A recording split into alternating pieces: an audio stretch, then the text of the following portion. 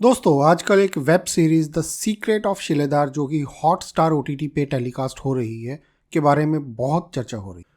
और इसको देख के आपके मन में भी एक बार तो ये सवाल जरूर आया होगा कि क्या इतिहास में शिलेदार जैसा कोई किरदार सच में था भी या नहीं, और अगर कोई किरदार था तो शिलेदार कौन थे, या वे सच में किसी खजाने की रक्षा करते थे या नहीं, या जो कहानियां हम वेब सीरीज में देख रहे हैं क्या ऐसी कोई कहानियां सच में है भी या नहीं।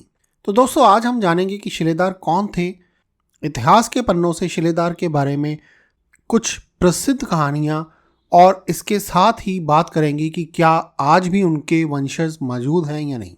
तो दोस्तों अगर आप भारतीय इतिहास, योद्धाओं और वीरता की कहानियों में रुचि रखते हैं तो यह वीडियो आपके लिए है। वीडियो को लाइक करें, चैनल को सब्सक्राइब करें और हाँ, बेल आइकन दबाना बिल्कुल मत भूलें। तो चलिए शुरू करते हैं। शिलेदार शब्द को अगर समझें तो ये दो शब्द से बना है, शील यानी साहस और दार धारण करने वाला। इसका मतलब हुआ साहस को धारण करने वाला वीर योद्धा। इतिहास में शिलेदार मुख्य रूप से मराठा, राजपूत और अन्य भारतीय सेनाओं में एक महत्वपूर्ण पद होता था। ये वे सैनिक थे जो राजा और साम्राज्य की रक्षा के लिए हमेशा तैयार रहते थे। वे ना सिर्फ तलवारबाज होते थे बल्कि घुड़सवारी और युद्ध नीति में भी निपुण होते थे। शिलेदार वे योद्धा थे जो सीधे राजा या सेनापति के प्रति जवाबदेह होते थे। ये योद्धा अपनी बहादुरी के लिए प्रसिद्ध थे और कभी भी युद्ध के मैदान से पीछे नहीं हटते थे। शिलेदार की जिम्मेदारियां सिर्फ युद्ध तक सीमित नहीं थी, बल्कि वो राजा और राजमहल की रक्षा, युद्ध के दौरान नेतृत्व, खजाने की सुरक्षा, किले की सुरक्षा, गुप्तचरों से बचाव जैसी सेवाएं भी प्रदान करते थे। अब सवाल है कि क्या शिलेदार सच में खजाने की रक्षा करते थे? तो इसका उत्तर है हाँ।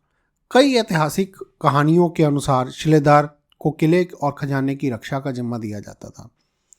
कई मराठा और राजपूत राजा अपने किले और खजाने की रक्षा के लिए शिलेदार को नियुक्त करते थे, और ऐसे कई रहस्य हैं कि भारत में आज भी कुछ किलों में छिपे हुए खजाने हैं जिनकी रक्षा कभी शिलेदार किया करते थे। कहा जाता है कि राजस्थान, मध्य प्रदेश और महाराष्ट्र के कई किलों में शिलेदार ने अनगिनत खजानों की रक्षा की है।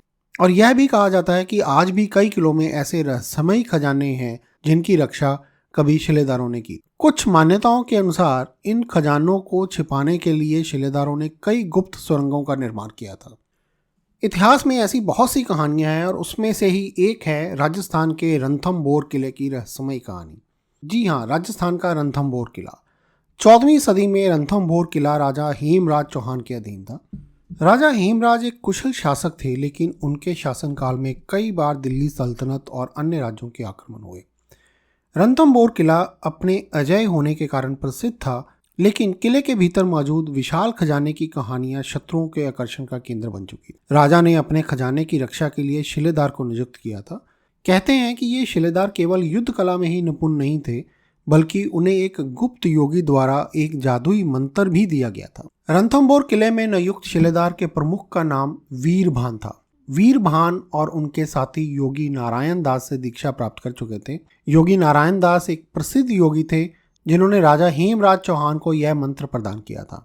मंत्र का उपयोग केवल तभी किया जा सकता था जब किले और खजाने पर बड़ा खतरा मंडरा रहा हो। मंत्र इस प्रकार काम करता था कि अगर कोई शत्रु खजाने तक पहुंचने की कोशिश करता था तो मंत्र के माध्यम से खजाने को अदृश्य किया जाता था। कहा जाता है कि खजाना न केवल अदृश्य हो जाता था बल्कि एक गुप्त आयाम में चला जाता था। वहां केवल शिलेदार की आत्मा या मंत्र के प्रभाव से ही पहुंचा जा सकता था। 1311 में अलाउद्दीन खिलजी ने रणथंभौर किले पर हमला किया। यह आक्रमण अत्यधिक शक्तिशाली था और किले की दीवारें टूटने लगी। खिलजी की सेना खजाने तक पहुंचने की कोशिश कर रही थी। इसी समय वीरभान और उनके शिलादारों ने मंत्र का उपयोग किया। कहते हैं कि मंत्र का उच्चारण करते ही खजाना किले की नीचे सुरंगों में अदृश्य हो गया और शत्रु सेना को केवल खाली कक्ष और मलबा ही मिला। यह भी कहा जाता है कि जब शिलेदारों ने मंत्र का उपयोग किया तो आसमान में गड़गड़ाहट हुई और ऐसा प्रतीत हुआ जैसे कोई दिव्य शक्ति खजाने की किसी अन्य आयाम में ले गई हो।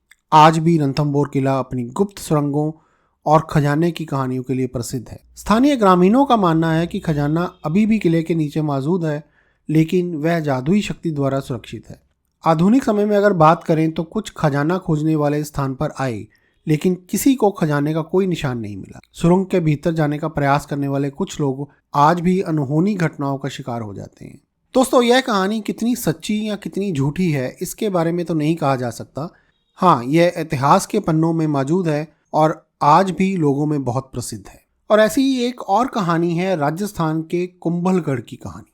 राजस्थान के कुंभलगढ़ किले, जिसे अजय दुर्ग के नाम से भी जाना जाता है, से जुड़ी एक कहानी इतिहास और रहस्य का अद्भुत संगम है। यह कहानी एक शिलेदार के अद्वितीय बलिदान और एक खजाने की रक्षा के लिए दी गई उसकी कुर्बानी की है। कहा जाता है कि यह खजाना आज भी एक गुफा में छुपा है और उसकी सुरक्षा एक अनदेखी शक्ति कर रही है। 15वीं सदी में कुंभलगढ़ किले का निर्माण मेवाड़ के महान शासक महाराणा कुंभा ने करवाया था। यह किला अपनी अजय दीवारों और अभेद संरचना के लिए प्रसिद्ध था।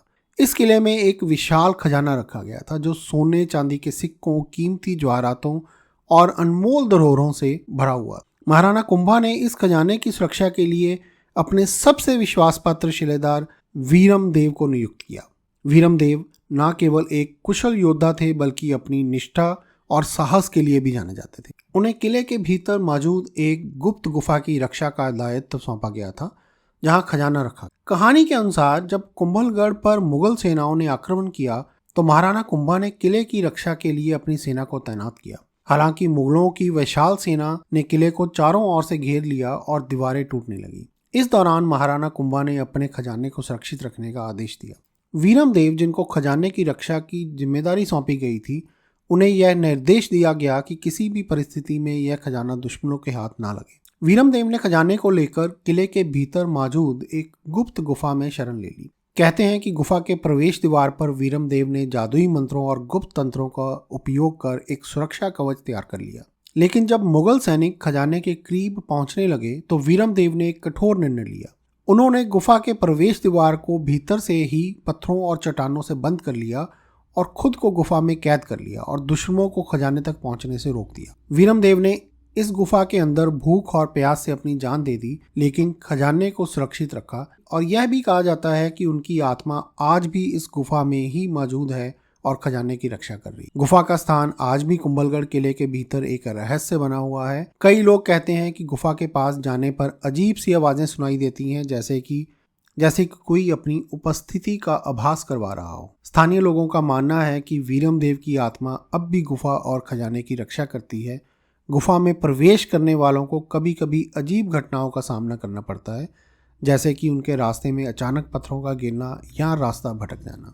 इतिहासकारों का मानना है कि गुफा की गहराई और उसमें छिपा खजाना केवल एक कल्पना हो सकती है, लेकिन स्थानीय लोग इसे सच्चाई मानते हैं। तो दोस्तों, यह थी शिलेदारों के बारे में कुछ प्रसिद्ध कहानियाँ। अब कई बार आपके मन में ये भी सवाल आता होगा कि क्या आज भी शिलेदारों के वंशज हमारे बीच मौजूद हैं? तो इसका उत्तर है हाँ। भारत में कई ऐसे परिवार मौजूद हैं जिनके पूर्वज शिलेदार थे। ये परिवार मुख्य रूप से महाराष्ट्र, राजस्थान, मध्य प्रदेश और गुजरात में पाए जाते हैं। इन परिवारों के कुछ सदस्य आज भी भारतीय सेना और पुलिस में अपनी सेवाएं दे रहे हैं। इनमें से कुछ लोग अब भी अपने पारंपरिक युद्ध कला और हथियारों की देखभाल करते हैं। और इतना ही नहीं, शिलेदारों की बहादुरी आज भी भारतीय सेना में देखी जा सकती है। भारतीय सेना में कई रेजिमेंट और बटालियन शिलेदारों की परंपरा को आगे बढ़ा रही हैं, जैसे कि Rajputana rifles, Maratha light infantry, Sikh regiment, Gorkha regiment जैसी राइफल। ये रेजिमेंट्स आज भी शिलेदारों की तरह ही अदम्य साहस और वीरता के साथ भारत की रक्षा कर। तो दोस्तों, ये थी शिलेदारों के बारे में इतिहास के पन्नों से कुछ अनसुनी और अद्भुत कहानियाँ। ऐसी ही और भी कहानियों के लिए हमारे चैनल को सब्सक्राइब कीजिए और वीडियो को लाइक और शेयर जरूर कीजिए। और हाँ, बेल आइकन दबाना बिल्कुल मत भूलिए।